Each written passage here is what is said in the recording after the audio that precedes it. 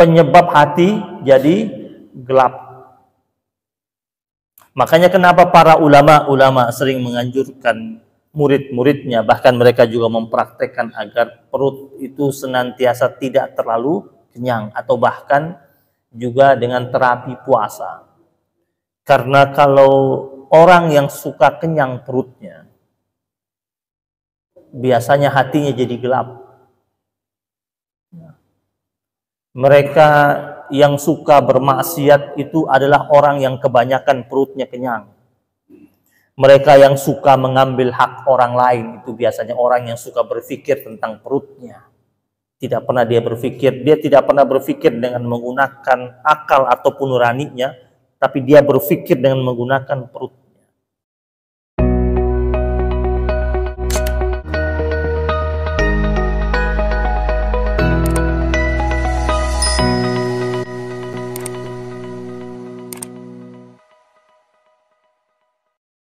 Bismillahirrahmanirrahim. Assalamualaikum warahmatullahi wabarakatuh. Alhamdulillahi rabbil alamin. Alhamdulillahi wa kafa. Wassalatu wassalamu ala nabiyyinal Mustafa wa ala alihi wa ashabihi ahli sidqi wal wafa. Allahumma salli wa sallim ala sayyidina Muhammad wa ala ali sayyidina Muhammad. Subhanaka la ilma lana illa ma 'allamtana innaka antal alimul hakim. Subuhun qudusun rabbuna wa rabbul malaikati war ruh. Muslimin muslimat jamaah majlis kajian ba'da zuhur yang dimuliakan Allah Subhanahu wa taala. Alhamdulillah, kita mensyukuri nikmat Allah yang bertubi-tubi turun dalam kehidupan kita. Termasuk Allah berikan nikmat kepada kita untuk tetap ada di majlis ilmu di siang hari ini. Sebagaimana yang disabdakan oleh Rasulullah sallallahu alaihi wasallam, wa majtama'a qaumun fi baitin min buyutillah. Tidaklah suatu kaum yang sedang berhimpun dan berkumpul di salah satu daripada rumahnya Allah Subhanahu wa taala, yatluna kitaballah, dan yang mereka lakukan itu yang pertama mereka membaca Al-Qur'an, wa yatadarasunahu bainahum, dan yang kedua mereka mengkaji dan mempelajari isi kandungan Al-Quran. Seperti di siang hari ini, illa nazalat alaihimus sakinah, tak lain yang mereka akan dapatkan adalah Allah Subhanahu wa taala akan hadirkan kedamaian dan ketentraman di hati mereka.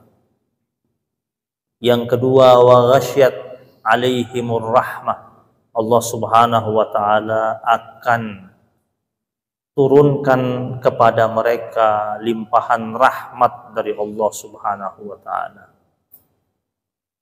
Dan yang ketiga, wa haffathumul malaikah, para malaikat Allah diperintahkan oleh Allah Subhanahu wa taala untuk turun dan memayungi mereka selama mereka tetap berada di majlis ilmu tersebut.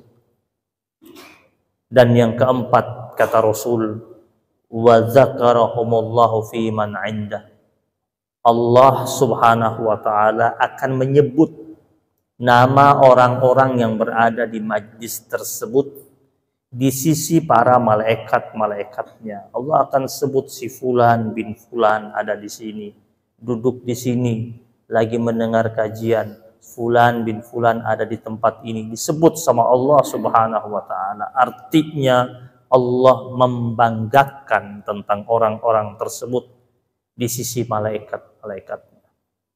Dan semoga kita masuk apa yang disabdakan oleh Rasulullah sallallahu alaihi wasallam. Jamaah yang dirahmati Allah Subhanahu wa taala, kita akan membahas apa yang diucapkan oleh Abdullah ibnu Mas'ud radhiyallahu taala anhu tentang arba'atun min zulmatil qalbi, tentang 4 perkara yang membuat hati itu menjadi gelap. Abdullah ibnu Mas'ud adalah salah seorang sahabat Nabi yang masuk dalam nominasi as-sabiqunal awwalun, orang-orang yang termasuk awal-awal masuk Islam. Di antaranya adalah Abdullah ibnu Mas'ud radhiyallahu taala anhu. Beliau dahulunya pekerjaannya adalah mengembala domba, kemudian dia datang ke Nabi, kemudian menyatakan keislamannya, dan setelah itu dia meminta izin kepada Rasulullah Sallallahu Alaihi Wasallam agar ia diperkenankan untuk melayani Nabi. Jadi dia mewakafkan dirinya kepada Rasulullah Sallallahu Alaihi Wasallam, dan Nabi mengiyakannya. Jadi ada beberapa sahabat Nabi kita kenal dalam sejarah, orang yang begitu berada di sekitar Rasul, begitu dekat dengan Nabi. Salah satunya ada juga Anas bin Malik radhiyallahu taala anhu, periwayat hadis nomor 3 terbanyak ya, setelah Abu Hurairah dan Abdullah bin Umar, ada Anas bin Malik. Itu juga rapat dengan Rasul. Abdullah bin Mas'ud juga termasuk orang yang dekat dengan Nabi. Setelah Nabi mengiyakan, dia meminta izin kepada Nabi agar dia menjadi pelayannya Rasul. Setelah itu dia tinggalkan pekerjaannya sebagai pengembala domba dan dia bersama Rasul. Bahkan dikatakan Abdullah ibnu Mas'ud itu dengan Nabi seperti layangan dan benangnya. Kemana ada Nabi, di situ ada Abdullah ibnu Mas'ud. Dia yang menyiapkan terompah Nabi, yang menyiapkan pakaian Nabi, menyiapkan peralatan mandi Nabi, siwaknya Nabi dia yang bawa, tongkatnya Nabi dia yang bawa. Bahkan kalau Nabi masuk ke kamar, dia yang menutup pintu kamar Nabi, dan dia akan memastikan Nabi sudah tertidur baru dia tinggalkan. Karena selama Nabi belum dia pastikan Nabi tertidur, dia tetap menunggu, siapa tahu ada perintah dari Rasulullah Shallallahu Alaihi Wasallam. Dan juga dikenal sebagai sahabat Nabi yang zuhud hidupnya. Di waktu zamannya Sayyidina Utsman radhiyallahu taala anhu, ini Abdullah ibnu Mas'ud ketika di masa senjanya, dia wafat di zamannya Sayyidina Utsman. Ketika di masa senjanya datang Utsman radhiyallahu taala anhu menjadi khalifah pada waktu itu. Kata Utsman, apa yang kau rasakan wahai Abdullah ibnu Mas'ud? Dia bilang seperti yang kau lihat. Terus dia tanya, apa yang menyebabkan engkau dalam keadaan seperti ini? Dia mengatakan dosa-dosaku. Sahabat Nabi ini, dia bilang ini dosa-dosaku. Terus dia bilang, apa yang kau minta? Aku minta rahmat Allah Subhanahu Wa Taala. Terus Utsman waktu itu datang kepadanya, dia tanya, maksudnya kau mau minta apa dari saya? Saya kan kepala negara, kau minta tolong apa dari saya? Dia bilang, enggak, saya minta rahmatnya Allah. Kata Sayyidina Utsman, tidakkah kau mau minta gajimu yang sudah bertahun-tahun tidak kau ambil? Dia sudah bertahun-tahun tidak ambil gajinya. Utsman periksa di Baitul Mal, di catatan Baitul Mal, itu ada duitnya Abdullah ibn Mas'ud yang cukup banyak karena dia tidak pernah ambil gajinya. Lalu kata Sayyidina Utsman, kenapa kau nggak nyebut tentang gajimu yang tidak kau ambil ini di masa senjamu ini? Dia mengatakan, aku tidak perlu itu. Kata Sayyidina Utsman, setidaknya kau ambil buat anak-anakmu nanti. Mungkin kau bilang kau tidak butuh, tapi anak turunanmu akan butuh. Dia mengatakan, aku sudah wariskan kepada anak turunanku warisan yang lebih berharga daripada uang itu. Apa itu? Kata Sayyidina Utsman. Kata Abdullah bin Mas'ud, aku pernah mendengar sabda Rasul Sallallahu Alaihi Wasallam, bahwasanya tak seorang pun dari hamba Allah hidup dalam nuansa kefakiran jika dia mengamalkan surat Waqiah. Dan aku telah perintahkan, dan aku perintahkan anak turunanku, dan aku jadikan itu sebagai warisan paling berharga untuk mereka amalkan setiap hari, baca surat Waqiah. Dan memang ternyata terbukti dalam sejarah, di kemudian hari seluruh anaknya Abdullah ibnu Mas'ud hidup berkecukupan dan mapan atas amalan yang mereka rutinkan perintah dari ayahanda mereka, yaitu Abdullah bin Mas'ud radhiyallahu taala. Nah, Abdullah bin Mas'ud ini sahabat Nabi juga yang terkenal indah bacaan Qur'annya. Bahkan Nabi pernah berkali-kali memanggil dirinya untuk membacakan Quran, untuk membacakan ayat-ayat yang sudah pernah turun kepada umat Nabi Muhammad. Pernah juga Abdullah bin Mas'ud menampik permintaan Nabi karena dia malu hati, karena ini Rasulullah yang membawa Al-Quran, kok minta saya baca?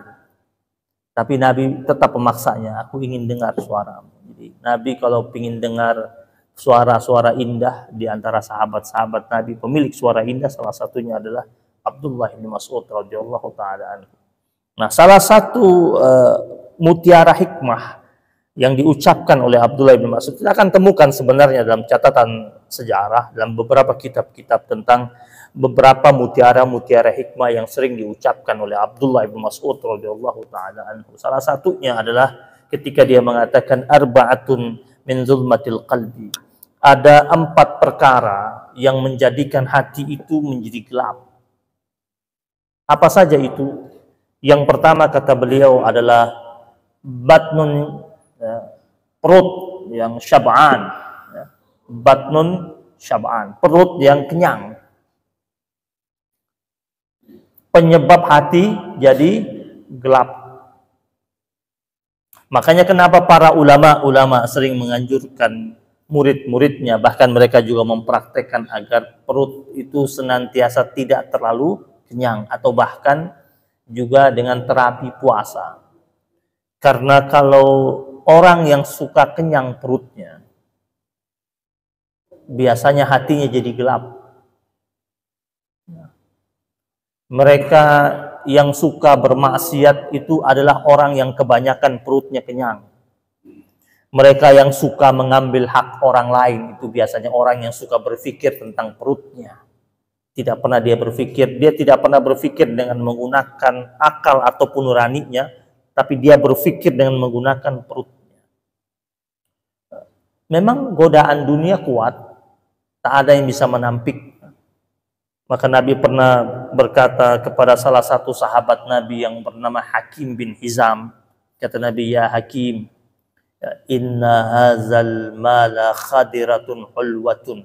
Sesungguhnya harta itu dia hijau dan manis. Ya. Apa maksudnya hijau itu? Pesona, penuh pesona. Manis apa? Nikmat. Harta itu penuh dengan pesona, penuh dengan nikmat. Itu yang sering terjadi, dan Nabi katakan memang begitu. Semua kalau lihat harta itu hijau dan manis. Terus Nabi katakan faman akhadhahu bisakhawati nafsih. Siapa saja yang mengambil harta itu atau mencari harta itu dengan tujuan untuk menjadi orang yang dermawan, untuk menjadi orang yang mudah berbagi. Ketika dia mencari harta tapi dia masih ingat saat dia dapat dia nanti rencananya akan berbagi kepada yang lainnya, burikalahu fi, maka akan diberkahi hartanya itu.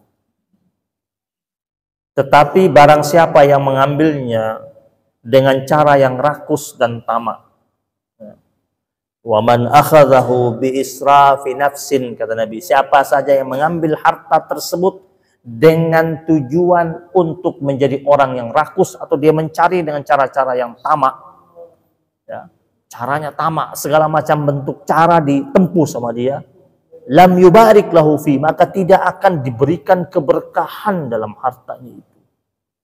Kalladzi ya'kul wala yashba, seperti orang yang makan tapi tidak pernah kenyang sama sekali. Makanya jangan kaget. Kita lihat ada orang yang kita katakan, kenapa sih dia masih ngambil padahal rumahnya sudah banyak, perusahaannya di mana-mana, asetnya melimpah, anak-anaknya sukses, keluarganya hidupnya nyaman, kok masih ngambil. Itu orang yang cari harta dengan cara bi israfi nafsin, dengan cara tamak.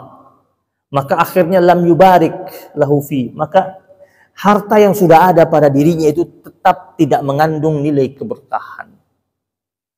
Seperti apa? Kalladzi ya'kul wa lam yashba, seperti orang yang makan tapi tak pernah kenyang. Harusnya dia sudah kenyang sebenarnya, tapi nggak pernah kenyang. Tidak mau berhenti dari kekuasaan yang sudah berada di pundaknya. Tidak pernah puas dengan apa yang sudah didapati oleh dirinya. Seperti itu. Baru Nabi katakan al-yadul ulya khairun minal yadis sufla. Tangan yang di atas jauh lebih baik dari tangan yang di bawah. Maka poin pertama daripada Abdullah bin Mas'ud itu penyebab hati itu gelap, batnun syab'an, perut yang kenyang. Maka ketika kita menginginkan hati kita itu senantiasa cerah, tidak gelap. Kan penyebab hati ini gelap apa? Gara-gara banyak maksiat, banyak dosa. Setiap kali dosa yang dibuat oleh anak Adam dalam riwayat hadis Nabi, itu ada noktah hitam bersemayam dalam dirinya, di hatinya itu. Nempel satu, buat lagi nempel lagi, buat lagi nempel lagi. Kalau tidak cepat-cepat dia taubat, dia istighfar, minta ampun, maka sulit baginya untuk kembali membeningkan hatinya. Makanya kenapa Rasul mengatakan salah satu media untuk membeningkan hati itu adalah zikrullah, zikir kepada Allah Subhanahu wa taala. Ingat Allah. Orang yang akan mudah beristighfar kepada Allah kalau dia ingat Allah. Kalau dia tidak ingat Allah dengan kebesarannya, dengan keagungannya, dengan hukumannya, dengan azabnya, dengan murkanya, tentu tidak mungkin dia istighfar. Maka zikir itu ingat Allah dengan segala macam bentuk kebesaran yang Allah miliki. Dengan demikian akan membeningkan kembali hatinya dengan cara dia kembali kepada Allah ketika dia sedang berada pada arena kemaksiatan atau kedurhakaan. Yang kedua, penyebab hati itu gelap, sohbatuz zalimin, bergaul dengan orang zalim. Bisa saja kita bukan pelaku kezaliman, tetapi kalau kita berada di tengah-tengah circle kezaliman, hati kita lama-lama jadi gelap. Ada orang, dia tidak melakukan kezaliman, tetapi dia pendukung kezaliman. Sehingga ketika ada temannya mengkritisi seseorang yang melakukan kezaliman dan seseorang yang melakukan kezaliman itu adalah sahabat dia yang dukung, dia tidak terima. Hatinya gelap, hatinya tertutup. Jadi, pendukung kezaliman itu dia tertutup hatinya, apalagi pelaku kezaliman. Jadi bergaul dengan orang zalim, hatinya menjadi gelap. Kita lihat yang bergaul bersama Fir'aun, gelap semua hatinya. Apalagi Fir'aunnya. Makanya kenapa di hadis Nabi katakan az-zulmu zulmatun yaumal qiyamah. Kezaliman itu adalah kegelapan di hari kiamat. Artinya pelaku kezaliman itu nanti di hari akhir itu dia akan mendapatkan kegelapan nasibnya di hari kiamat. Kegelapan catatan amalnya. Bahkan dia gelap dalam meniti sirat pada waktu itu. Nabi katakan zulmatun yaumal qiyamah. Kezaliman itu adalah kegelapan di hari kiamat. Ini yang kedua, sohbatuz zalimin. Yang ketiga, penyebab hati itu gelap, nisyanuz zunub. Ketika seseorang itu dia mulai lupa terhadap dosa yang dia lakukan. Jadi tugas kita sebagai seorang hamba Allah Subhanahu wa taala adalah mengingat dosa yang kita buat. Jangan mengingat dosa orang lain. Jangan sibuk mengingat dosa orang lain, tetapi lupa mengingat dosa kita. Nanti akhirnya hati kita menjadi gelap. Jadi tugas kita adalah ingat terus dosa yang kita buat. Ketika kita lupa terhadap dosa-dosa yang telah kita buat, lama-lama gelap. Mereka yang ingat akan dosanya adalah mereka yang mudah akan kembali kepada Allah Subhanahu wa taala. Dan syarat taubat itu dikatakan oleh para ulama salafus salihin, ya.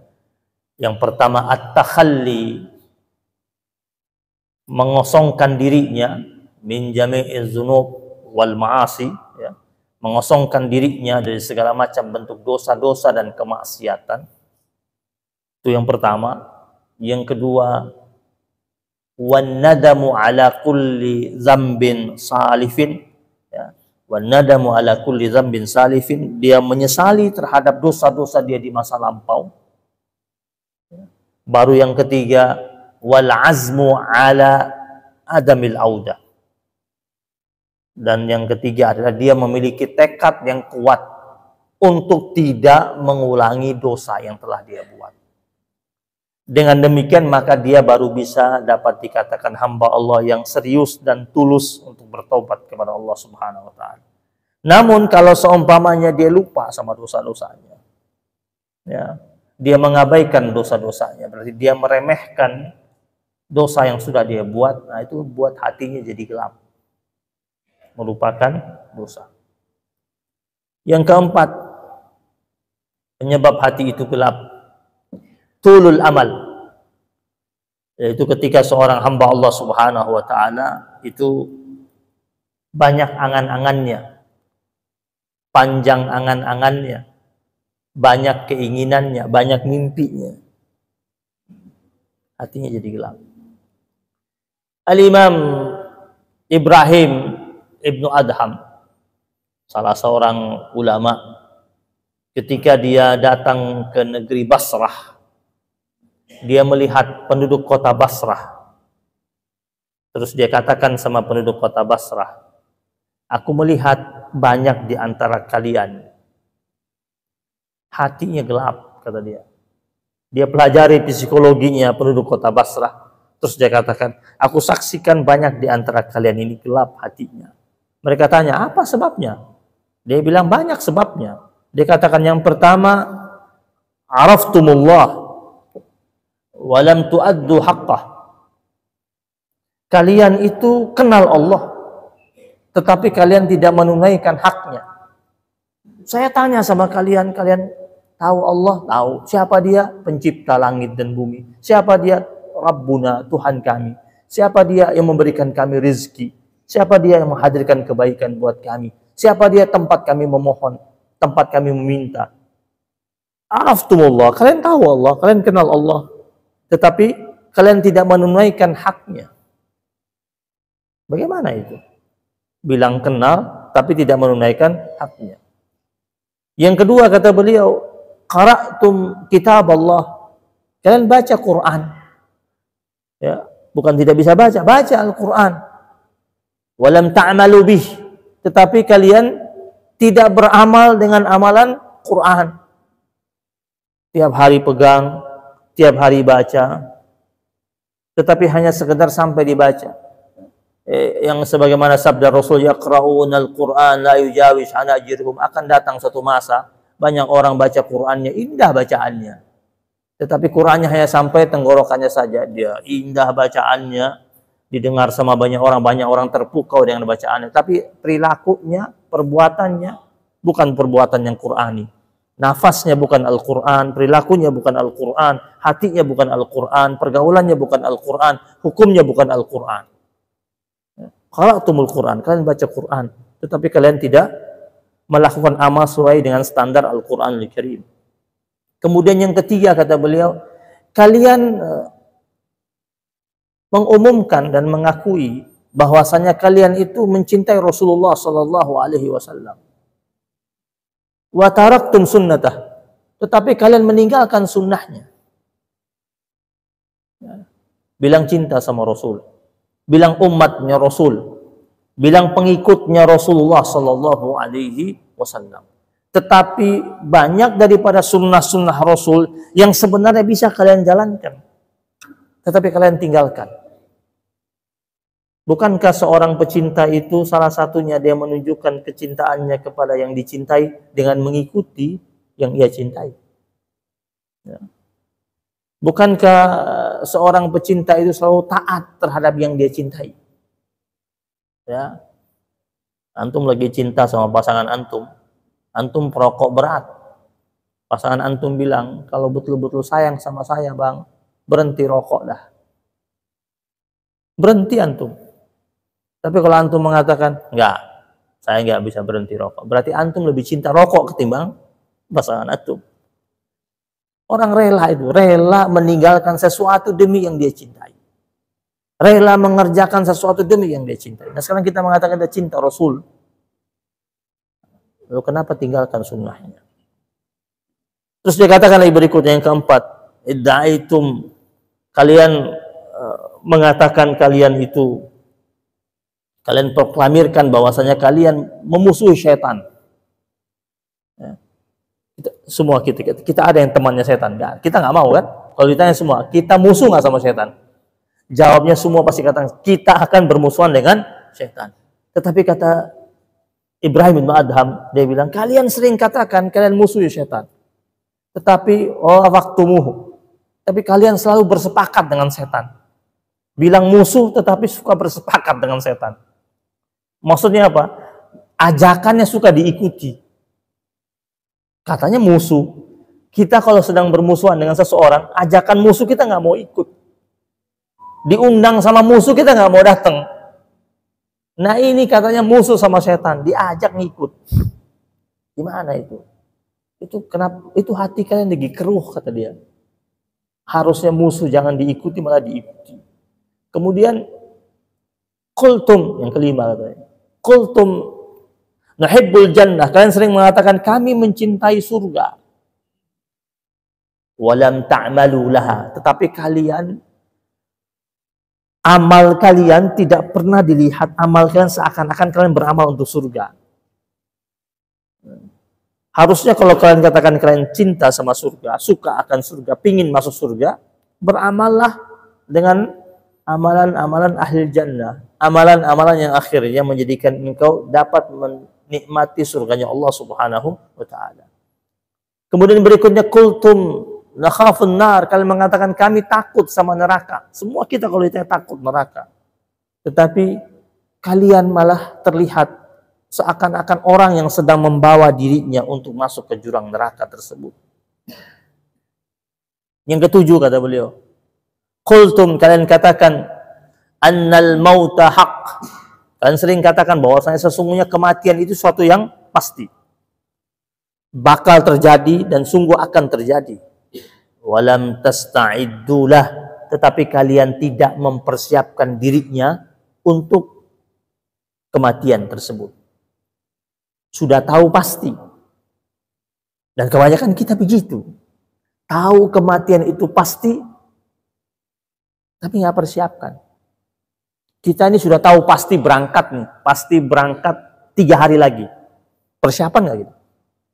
Persiapan, ya, kopernya yang mau dibawa. Kalau semuanya ada yang mau dipresentasikan, disiapkan yang rapi, dicek berulang-ulang sampai hari hanya. Itu mau berangkat pergi ke suatu tempat. Ini kematian yang sudah pasti.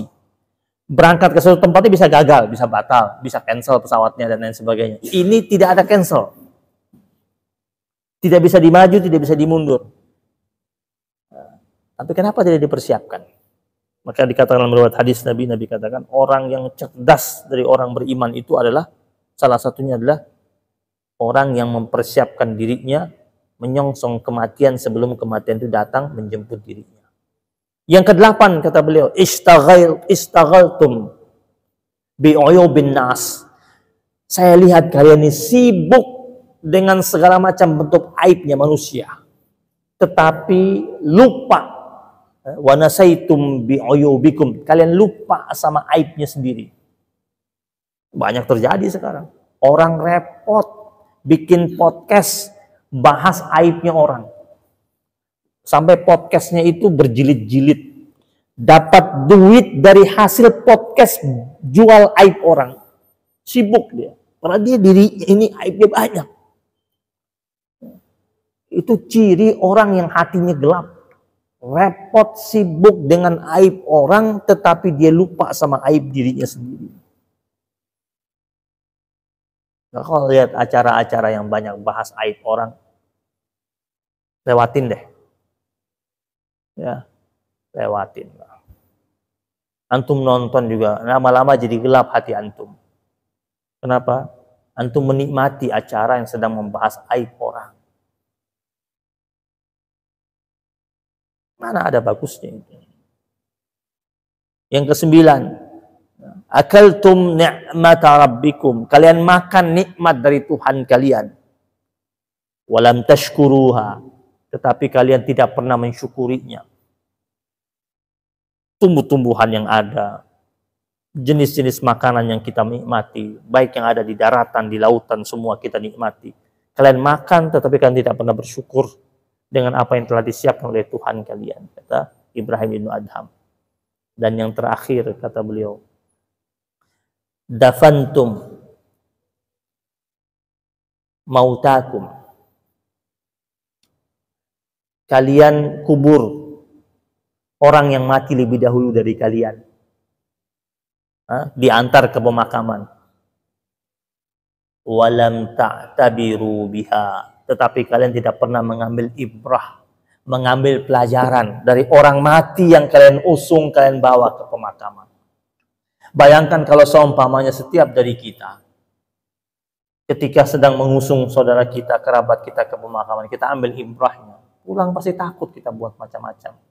Bayangkan kalau ada di antara kita sedang naik kendaraan, tiba-tiba lewat mobil ambulans yang membawa jenazah. Setiap hari kita sering temu di tengah jalan. Ya. Karena ada bunyi khusus yang itu menunjukkan itu mayat yang dibawa. Terus kita menepikan kendaraan, kita membiarkan dia lewat. Ya. Jadi tidak hanya saja antar ke pemakaman. Lihat ada jenazah yang lewat, kita ambil ibrah. Ya. Itu orang sudah pergi lebih dulu. Dan sebentar lagi dia akan berhadapan dengan aneka macam pertanyaan. Dia bilang, banyak di antara kalian bawa antar orang ke pemakaman tapi tidak ambil ibrah di situ. Tidak ada wajah kesedihan, malah banyak yang asik ngobrol, bercanda, masih sempat ketawa, tidak ada terlihat raut kesedihan. Raut kesedihan itu bukan sedih karena orang itu pergi. Kita sedih lihat diri kita sendiri. Ini kita ini masih diberikan kesempatan hidup. Bekal yang sudah kita siapkan apa? Sudah cukup atau belum? Dan kita tidak tahu kapan kita diambil oleh Allah Subhanahu wa Ta'ala. Persiapannya sudah sampai di mana? Yang masih kurang apa saja? Tentu masih banyak yang kurang itu. Terus apa yang harus saya lakukan untuk mengisi kekurangan tersebut? Kalau itu yang kita lakukan, baik kita mengambil ibrah dari setiap kejadian melihat ada orang yang meninggal. Jamaah yang dirahmati Allah Subhanahu wa Ta'ala. Inilah yang dapat saya sampaikan pada pertemuan kita pada siang hari ini. Ya. Yaitu dua ulama, yang satu hidup di zaman Rasul, sahabat Nabi Abdullah bin Mas'ud, yang satu adalah Ibrahim bin Adham, yang memberikan nasihat kepada kita semua, buat diri saya sendiri dan buat kita semuanya, untuk mengambil ibrah, mengambil pelajaran, agar mudah-mudahan kita mampu merawat hati kita agar tetap bersih. Dan kita minta kekuatan dari Allah Subhanahu wa Ta'ala. Ya muqallibal qulub, sabbit qulubana ala dinik wa ta'atik. Wahai Allah yang membolak-balikan hati, mantapkanlah hati kami, tetapkanlah hati kami, kuatkanlah hati kami, seriuskanlah hati kami untuk senantiasa berada dalam keadaan taat padamu ya Allah. Senantiasa berada pada agamamu yang lurus ya Allah, tidak bengkok. Ya. Allah ciptakan kita dalam keadaan hanif. Kita ini ketika lahir hanif sebenarnya, lurus. Tetapi ketika hidup, sudah ada di bumi, kadang-kadang hanifnya berkurang, lurusnya berkurang. Ya. Dalam hadis qudsi Allah kata, sesungguhnya aku ciptakan hamba-hambaku semuanya hanif, lurus sebenarnya. Fitrah lahirnya. Tapi setelah ketemu dengan dunia, dengan debu-debu kemusyrikan, dengan debu-debu pernak-pernik dunia, mulai bengkok kiri, bengkok kanan. Kita minta kekuatan dari Allah, agar Allah mantapkan hati kita untuk terus berada pada agama Allah dan ketaatan kepada Allah Subhanahu wa Ta'ala. Rabbana taqabbal minna innaka antas samiul alim, wa tub alaina ya maulana innaka antat tawwabur rahim. Wa sallallahu ala sayyidina Muhammadin nabiyil ummi wa ala alihi wa sahbihi wa baraka wa sallam. Alhamdulillahi rabbil alamin. Subhanakallahumma wa bihamdika asyhadu an la ilaha illa anta astaghfiruka wa atubu ilaik. Wabillahi taufiq wal hidayah wal ridha wal inayah wal afu minkum. Wassalamualaikum warahmatullahi wabarakatuh.